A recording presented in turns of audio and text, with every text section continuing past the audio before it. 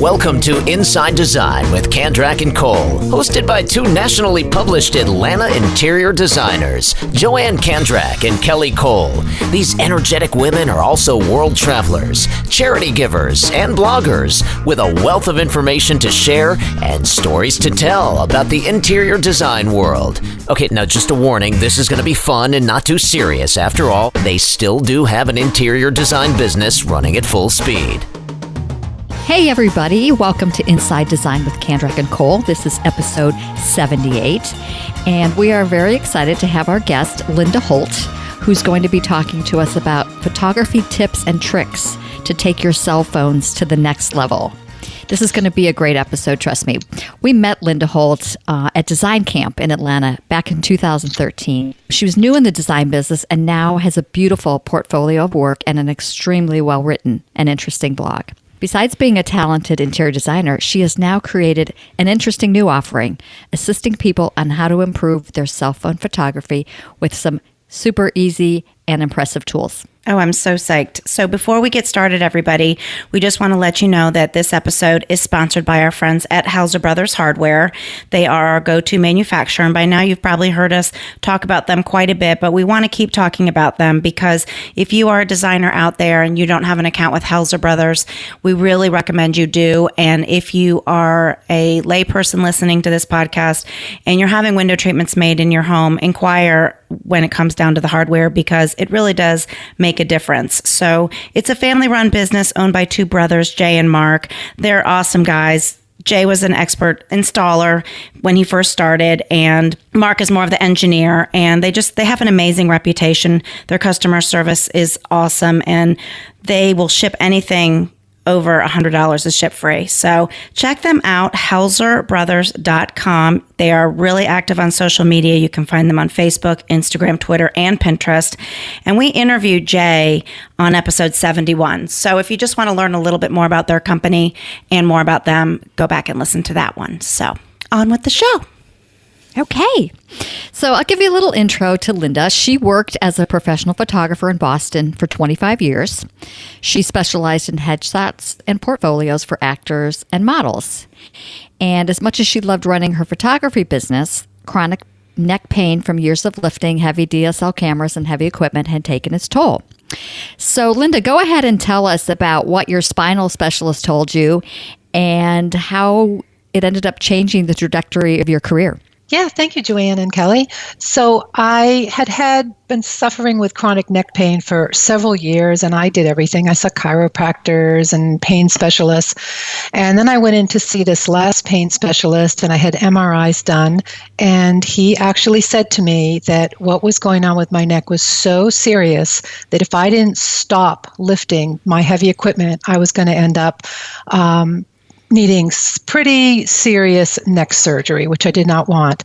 And during that time, I had been really sort of taking classes and getting into my other love, which was interior design. So that was my wake-up call, time to put the cameras down and go on a new path. So it was sort of the impetus to doing that. And tell me about the year that you closed the studio. That was a pretty emotional year. I had been starting to see clients. At the same time, I was, still had a studio in Boston I was trying to support, and I had like two different lives going on, and I didn't tell anybody in my photography world that I was switching and doing, interior design and vice versa, and it was a very stressful year. But finally, I felt I'm just going to do it, close the studio. But it had been my entire adult life. So it was very emotional to finally close up shop and say, this is over. That whole part of my life was over. Then shortly after things started rolling with interior design, it was like I was off and running and I never looked back. And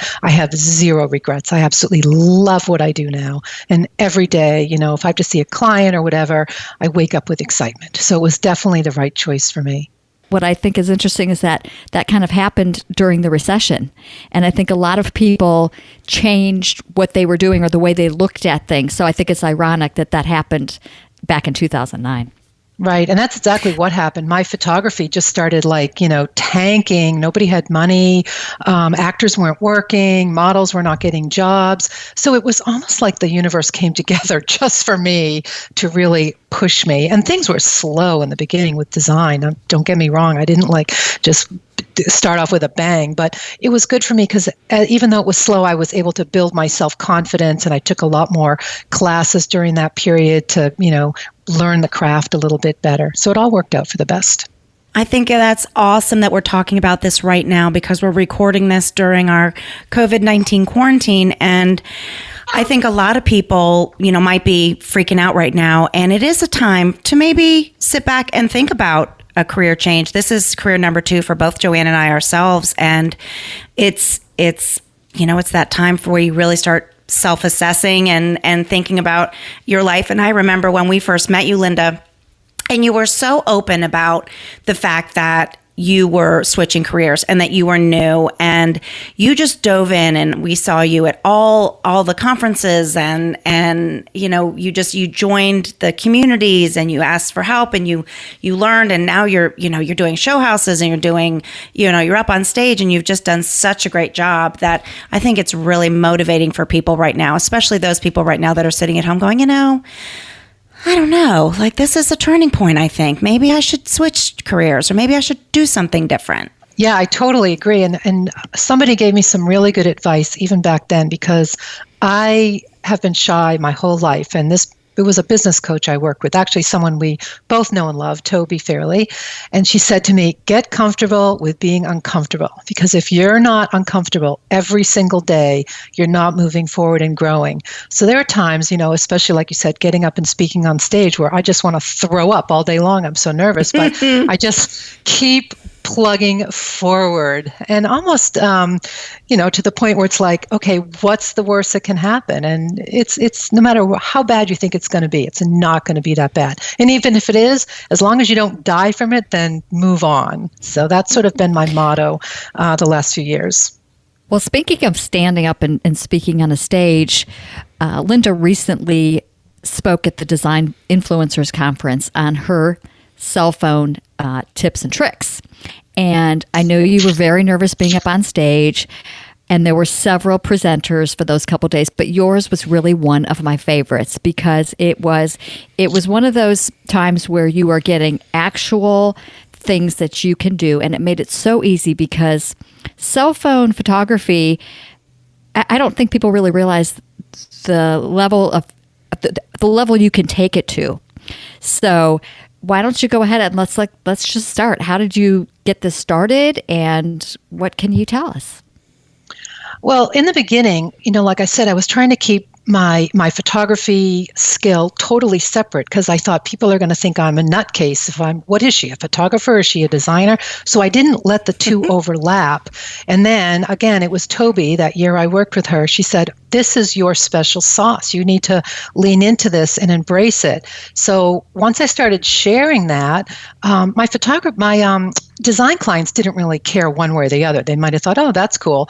But interior designers were really excited about it because everyone started asking me questions because my photos looked just like they did with my DSLR camera, but they were all with my cell phone camera.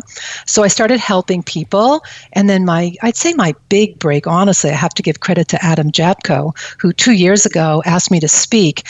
And that is really what put me out there. I mean, there were, I think, 300-400 people at that conference that heard me speak. So now it gave me credibility, and I do both, and I'm comfortable in both roles now. So are you going to take this online, or how are you teaching people these things? I am taking it online just before we went into lockdown. In fact, the day before, I taught my first live iPhone class in Boston, and it was such a success, and everybody loved it. So originally, my intention was to start traveling and doing, courses like we all take, a color class or a business class. But now that this has happened, it's totally made me rethink how I'm going to present this. So during my time here in lockdown, I've been working on a class, and it'll be sort of a live video of me teaching, similar to what I did in Boston, but I won't have to travel. People won't have to gather. So I'm really excited about it. And I think the hardest thing for me is just trying to reel it in, because I have, 25 years of knowledge I just want to give everybody. But obviously the class, I have to narrow it down and teach what is most important and what designers want to know, such as how do I photograph these window treatments without it looking dark, and how do I shoot the inside of a room, because we have really different needs than just the general public who are out there wanting to learn how to take good photos of their grandkids or whatever. So I decided to really focus it on interior designers and creatives that have specific issues with their cell phone and the photos that we generally like to take. I think that's so interesting and so cool. It is so interesting. So Linda, let's just say, since we have a wide audience listening of designers and non-designers, what kind of iPhone do you have, and does it matter if you have the latest and greatest? I don't have the latest and greatest. I just upgraded a year ago to the iPhone 10, and before that I was still using the 6.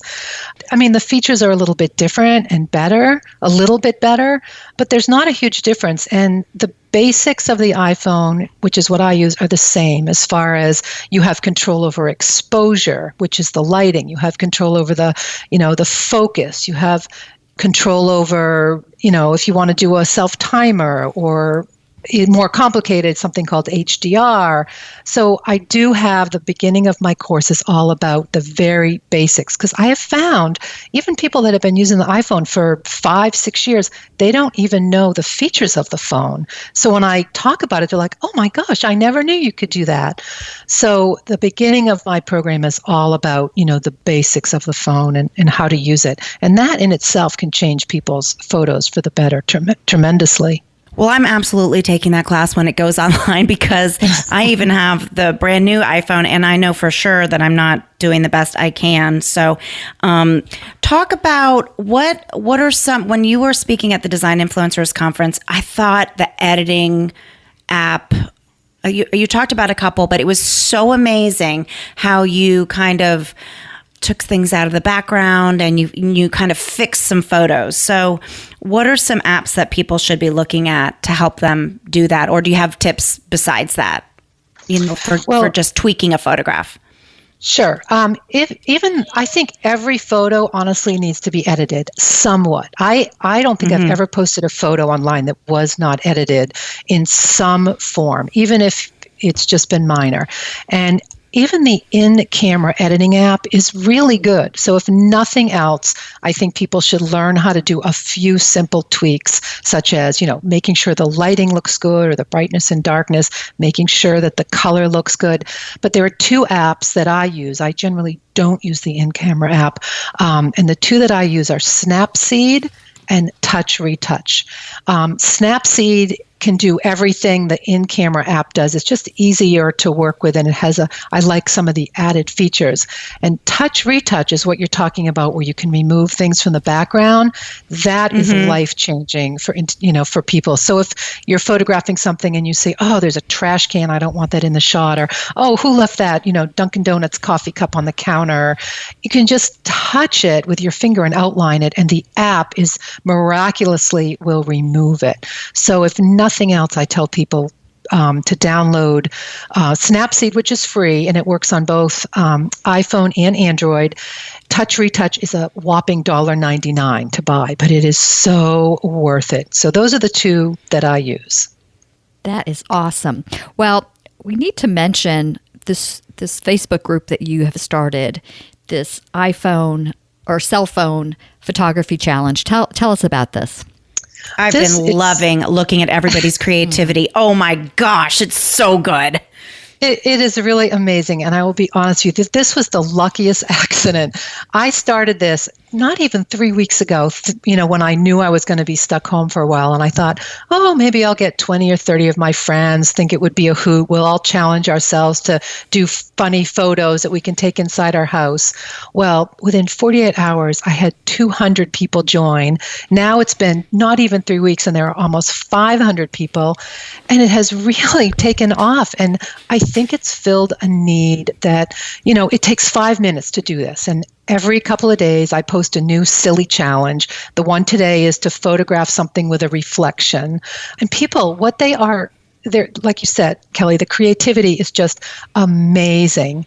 And then I have we pick 3 winners, and whoever wins is the judges for the next entrance. So I didn't want to get involved with feeling like, oh, I have to be the king here and choose it all. So everyone's involved, and it's become this great little community. It's sort of the bright spot in my day. I just love popping in every now and then and seeing these amazing photos. And no one is a professional photographer as far as I know. These are just the general public, anybody that wants to join in on this and have some fun. So it's been the high point of this self-isolating at home for me. And it's called the Self-Isolating at Home Cell Phone Photo Challenge. So it's been fun. It's been great. So anybody can look it up on Facebook, look up the group, and then say, I want to join, or I forget what the lingo is, but anybody can be a part of it. Join. Yes, and there's no barrier to join. You just hit join. That's all you have to do is find the group and then hit join, and you're a member. So I haven't kicked anybody out yet. Everyone's been a good member. That's so great. It's been really inspiring to see what people come up with. Go ahead, Joanne. It has. I haven't submitted anything yet, but I'm going to now. Good. I know some people are intimidated, but if you look at the photos, you don't have to be, some of them are just, some of them I will admit are unbelievable, over the top, looking like they should be framed in an art gallery. But most of them are just everyday people who, want to take part, and it's fun. It really is. There's no barrier to entering a photo. Some people enter really good photos. Some people enter photos that I think, oh my gosh, they really need to take my class, but it's all good. So what are a couple of things that you would say that most people should check into, and then also just tell us where we can go to find that class or to your website? The class, this weekend, I'm getting a landing page on my website, which is lindaholtcreative.com for the class. I'm hoping the class will be up within the next, at the most, the next 3 to 4 weeks. I have it all written, and I just need to do the video part, and that's what's sort of, holding me back, because I'm not someone that really loves being on video. But like I said, it's not going to kill me. I'm just going to do it, because I do think it will be really helpful. And like I said, there's going to be different modules. So one will be on the camera basics, one is going to be on lighting, one is going to be on composition, and one is going to be on editing. And then I'm going to have a few maybe specialty ones just for certain issues, like photographing at trade shows or photographing an interior. So there's going to be something really for everybody. So great. I'm so excited. Tip? Well, my question was, okay, we know I'm definitely signing up for sure, but what are some of your top 3 to 5 tips that you give just when you're on stage or when you're doing these programs that you could give our listeners off the top of your head? Yep. I have 3 tips, and these are the 3 that I wish I could share to the world. And the first one is so basic, but it is so funny because no one does it. Number 1 is clean your lens. When I spoke at the Design Influencer Conference, I had a show of hands who cleaned their lens regularly. Not a single hand went up. I couldn't believe it. Professional photographers clean their lenses every single time before they do a shoot. But with our cell phone, we never think about cleaning the lens. And think of where the cell phone is. It's not in a nice contained camera bag like a DSLR camera is. It's on the countertop at a job site, or it's on your kitchen counter, or in the cup well of your car. In your pocket. in the pocket. I mean, I had a designer call me a few weeks ago telling me that every single photo that she took looked like there was a cloud over it. And after going through tons of questions, I finally said to her, when did you last clean your lens? And it was dead silence. Long story short, she had hand cream on her lens that was dried on, which is why every single thing looked like it had been taken through a cloud. So clean your lens is number one. Number two, absolutely have to learn how to manually set both the exposure and the focus. So that's really easy with the iPhone. You just hold your finger on the screen, a yellow box with a sun pops up, and you just slide your finger either up the screen or down the screen to lighten or darken the photo. So you should have control over the lighting. And it's the same thing with the focus. And then the last tip I have is you need to learn just basic editing skills, how to lighten the photo, darken the photo, how to boost saturation or contrast, and that will make a world of difference. So clean your lens, learn how to control the exposure and focus manually, and learn a couple of basic editing skills, either in the native camera editing app or with Snapseed or Touch Retouch, those two I recommended earlier. And those are my tips. So you like the apps better than, for editing, really kind of better than the in-camera ones? I don't know if I like they just take it a little further? Yeah, and all honesty, I've never even used the in-camera one because I've been using Snapseed since day one. So I know it's there, and I should really look into it, but I looked at it. It's the same thing as Touch Retouch. I think it's what you're used to, and I'm just used to Snapseed. And there's no option in the native editing app to remove objects. So you really need a separate app for that if you're looking to remove objects. I hear a lot of people talking about Canva. Do you like that one? I do like Canva. I just started using it, and I am on the fence about paying for the upgrade because it can really create some great things with Canva. So I do like it, and I use it. Okay. Such awesome information, Linda. Once again, to follow Linda, she's at Linda Holt Creative, spelled Holt, and you can see her beautiful portfolio of work. She writes a blog, and now all this new photography stuff. So it's time for us to wrap up, Linda. And so we're going to go ahead and do our funny and serious quote. Kelly, I think the funny quote pertains more to you than me. Okay. So, Linda, we end every podcast, as you know, with our two quotes. So hang on, don't leave us yet. But the funny one to make everybody smile during quarantine is, there's no longer an AM and a PM. There's coffee time and wine time. And that is the story of my life. Although I don't drink coffee, I have a Diet Coke, in the morning sometimes. But I turned to my daughter yesterday, who's 26, and she's living with us during this time. She's normally in Chicago. And it was like 3:30, and it was really sunny out. And I turned to her and I said, do you want a glass of wine? She was like, wine time. Sure. I mean, there's no hours now. Yep. With all this uncertainty and sadness and everything with this quarantining, I think this quote kind of could give us some hope for things that maybe we haven't thought about. So maybe in this season, our growth won't be measured by our travels, our career, or our income. Maybe it will be the laughs we share, the connections we've made, the prayers we've prayed, and the hope that we've spread. So there you have it. I love that. I do too. Those are both great. I love that. Yeah, it's very true. There's so many things that used to define us are not happening right now. So it really makes you dig deep into yourself, even if you don't really want to. There's so much to learn and know about iPhone and all its capabilities and Androids and taking pictures in general.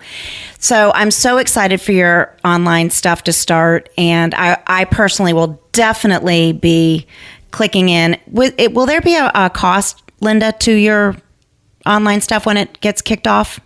Yeah, I haven't decided what that's going to be yet. I'm fluctuating back and forth, but this has been like so much work. So there will be, it's not going to be exorbitant, but there will be some fee. I'm not sure what it will be yet. Well, I'll definitely be jumping in. Great.